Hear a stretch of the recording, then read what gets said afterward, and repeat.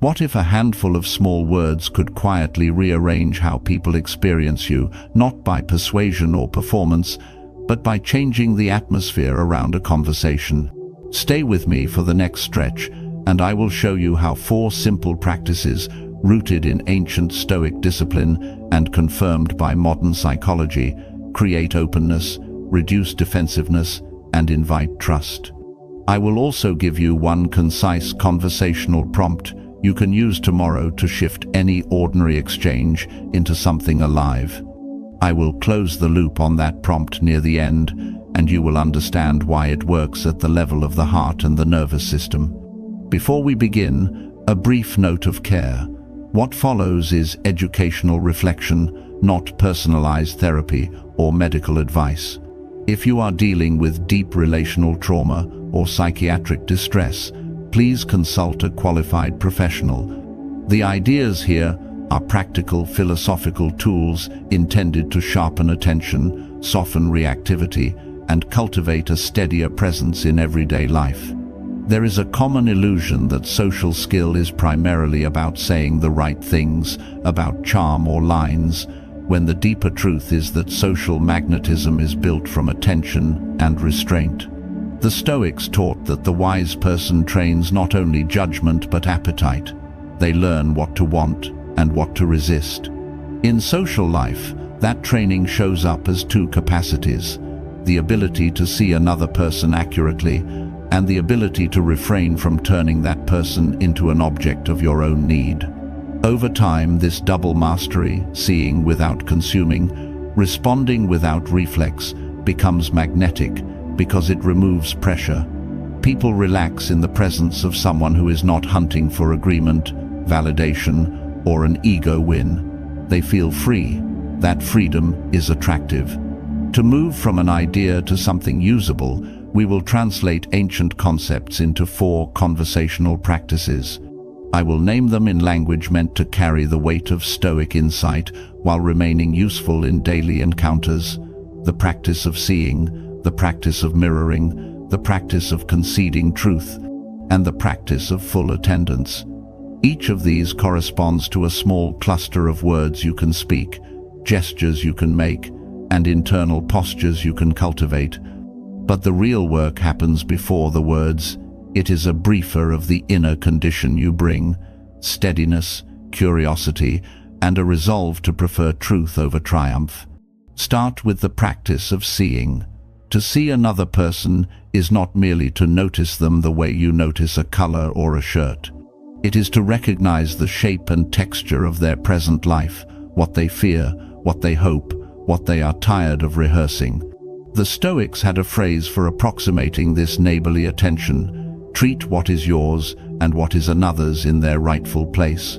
Compassion, in the Stoic sense, is not sentimental pity, it is precise attention.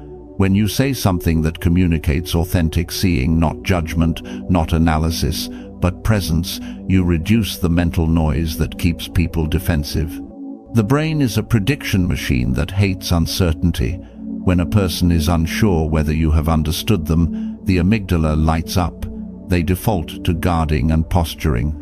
A calm signal that says, in effect, "I grasp your experience," lets their nervous system downshift. You do not need to invent empathy. You can offer a clear, quiet confirmation of perception. The practice of mirroring follows naturally. There is a difference between parroting someone's words and reflecting their reasoning. The latter shows that you have actually attended to their chain of thought. In technical terms, you are providing epistemic recognition. You acknowledge not merely the emotion, but the mental path that led to it. This is no small thing. We crave a shared reality, a world in which our perception appears in more than one mind. When another person hears a careful rephrasing of their reasons, they feel less alone in their perspective and more connected to you. The Stoics valued mutual understanding because it aligns wills toward what is common and true. Mirroring is not capitulation. It is the social plumbing that lets people test their thoughts aloud without fear of immediate annihilation by another's counterattack. The practice of conceding truth is harder. It asks you to set aside a smaller self that must win and to give precedence to the larger aim of truth and harmony. In interpersonal life, this often looks like the unglamorous decision to say, briefly and with honesty, "That is true," or "Your point stands." The power here is paradoxical. By yielding certain instant victories, you often gain durable influence. When someone's ego relaxes because they are heard and occasionally affirmed, they are more willing to entertain alternative views. Stoic thinkers urged the cultivation of humility, not in the vague sense of low self-opinion, but in the deliberate readiness to privilege what is correct over what flatters the ego. This is not moral cowardice. It is a strategy of moral clarity. Finally, full attendance. Listening as a discipline is the rarest and most potent of the four.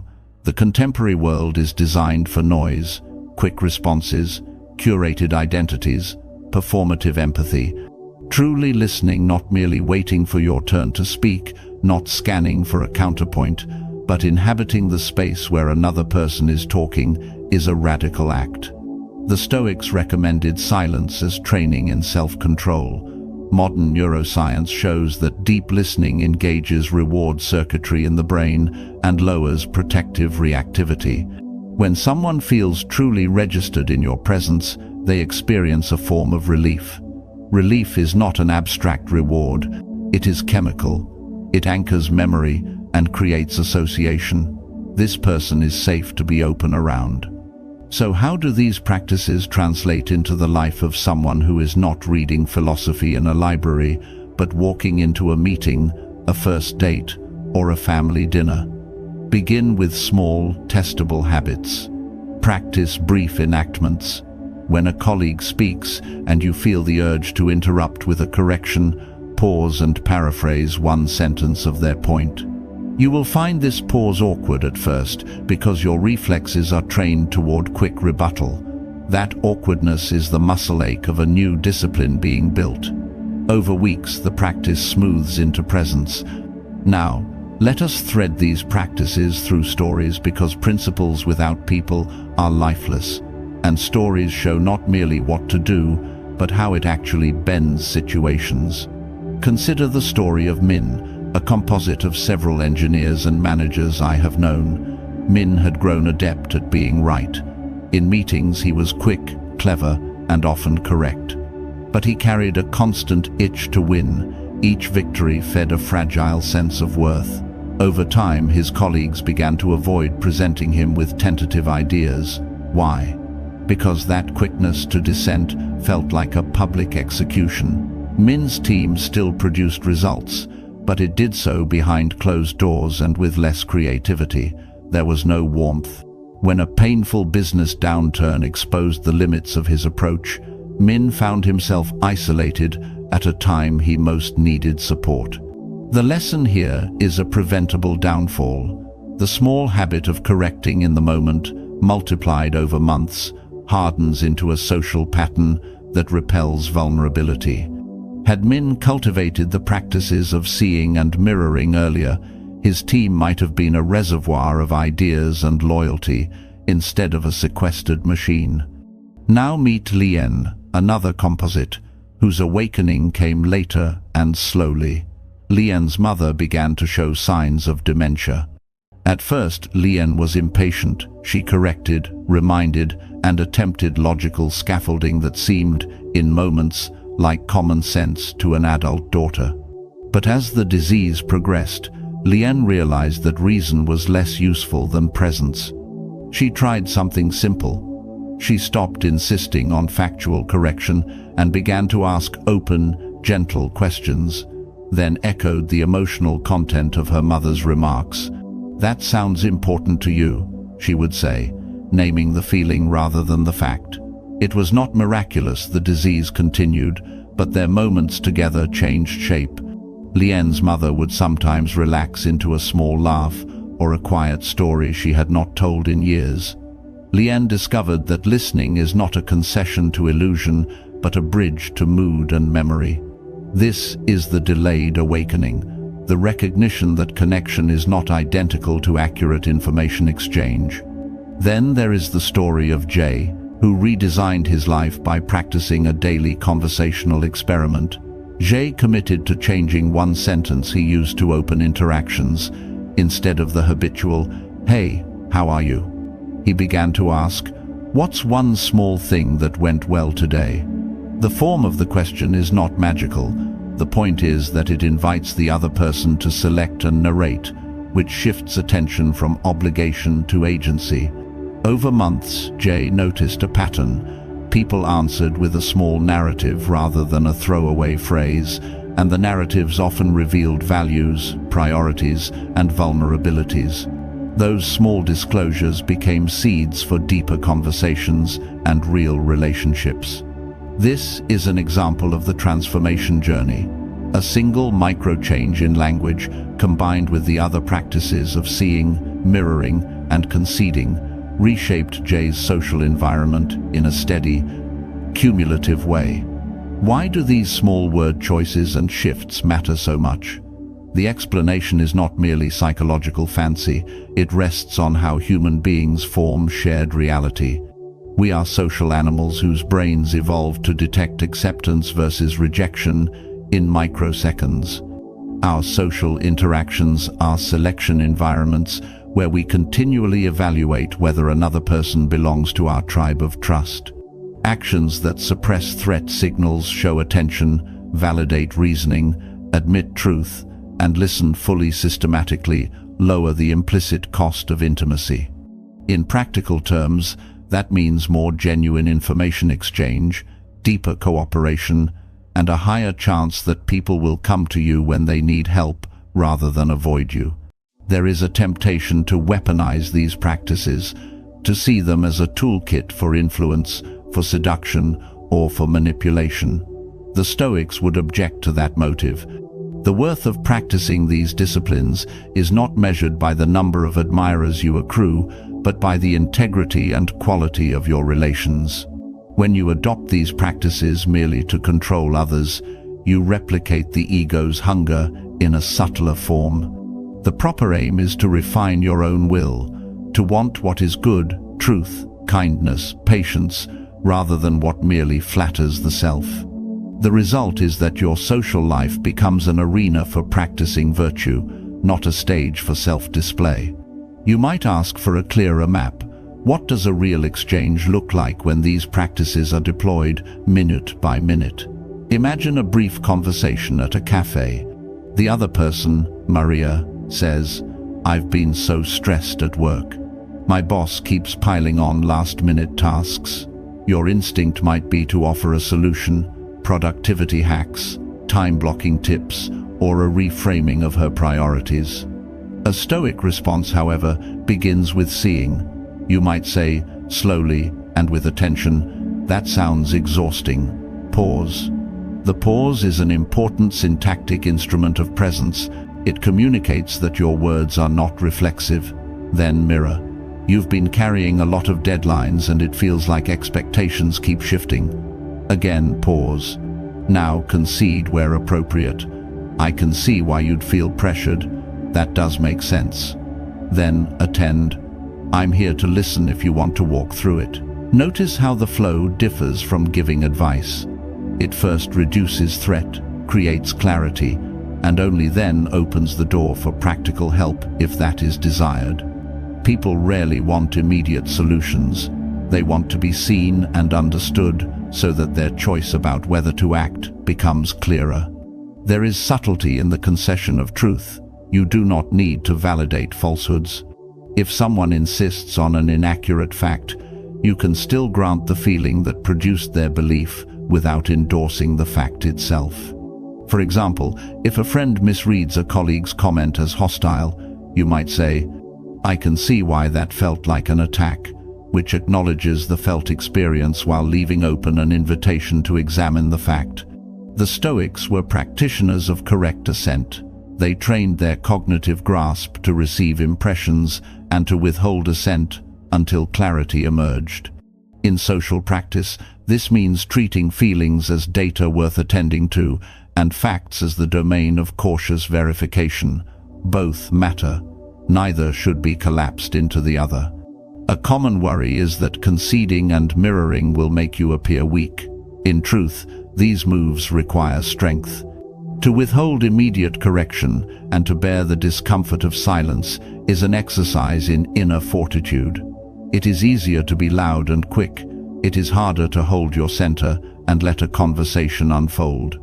Ancient Stoics praised endurance not because suffering is intrinsically valuable, but because steady endurance reveals what is truly important.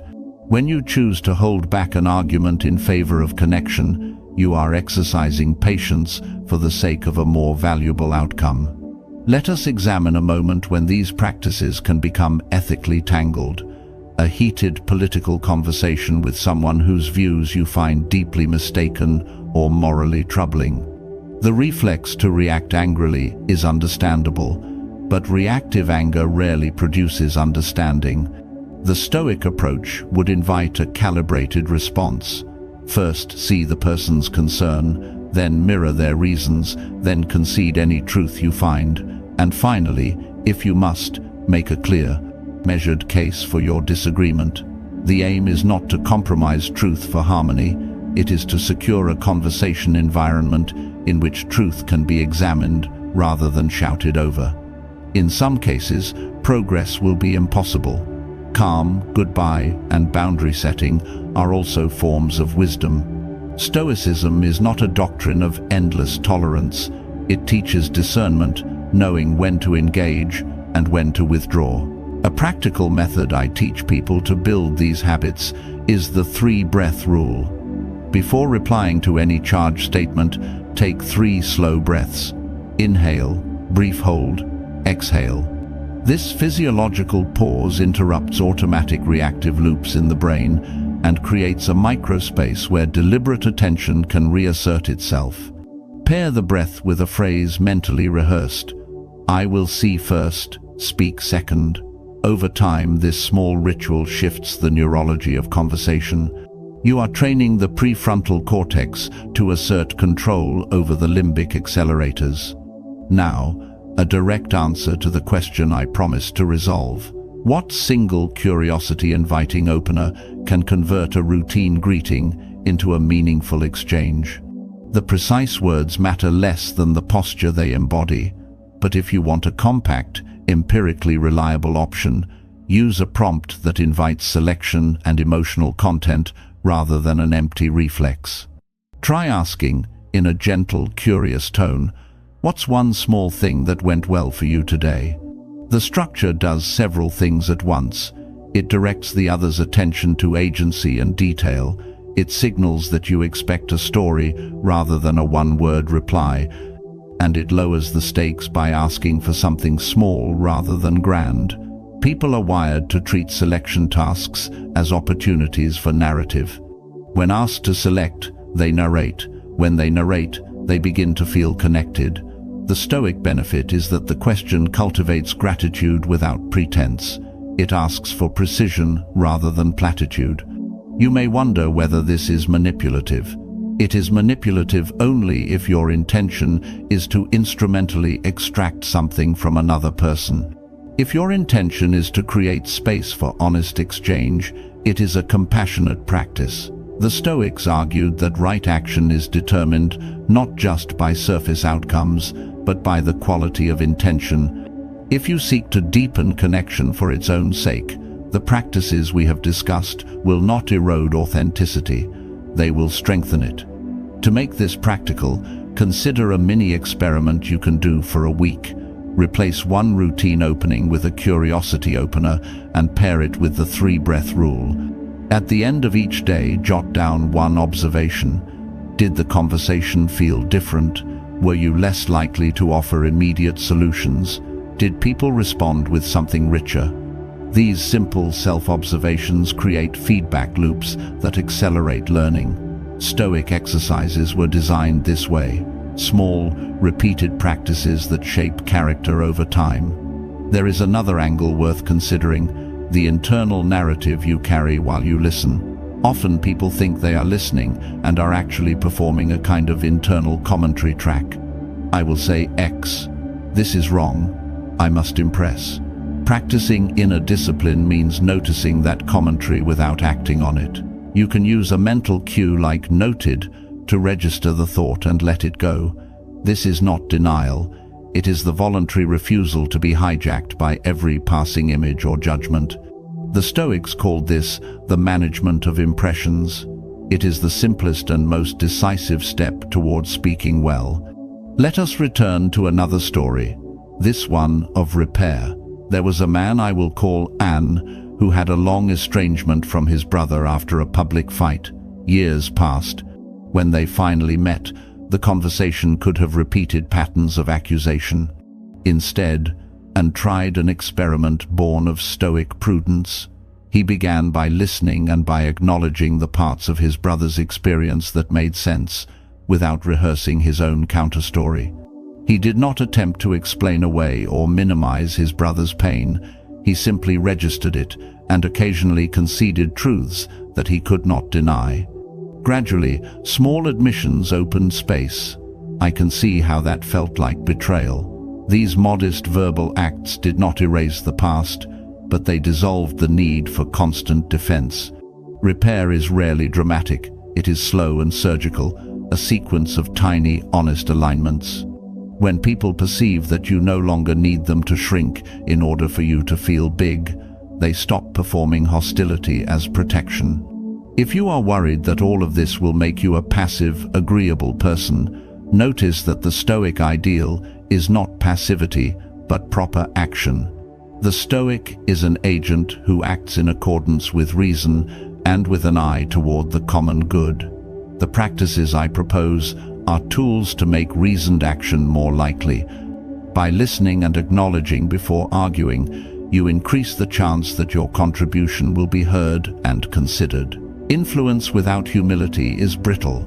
Influence with humility is durable.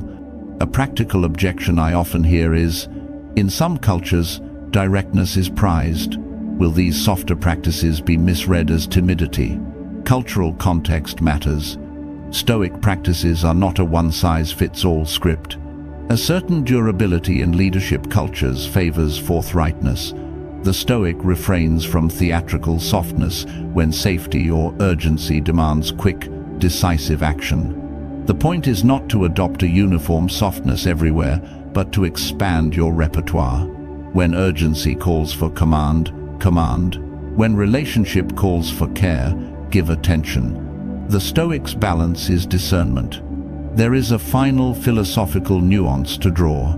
Attraction, in the sense we are discussing, is not merely sexual or social magnetism, it is the gravitational field of trust. Stoics sought to live in harmony with nature, which for human beings includes our social nature. Being truly attractive in this ethical sense is being a person whose presence lowers other people's defenses long enough for truth and care to pass. It's not about style or tactics, it's about habituated interiority, a person who has practiced serenity, who can hold attention without consuming it. That kind of presence is rare, and rarity increases value. This is why small virtues compound into deep social capital. As we approach a close, it is useful to offer a condensed practice you can carry forward. The 4 inward postures: steady attention, reflective mirroring, truth-conceding humility, and full-bodied listening, combined with one outward micro-habit, an opening question that invites narrative and selection. Practice the 3-breath rule before you speak.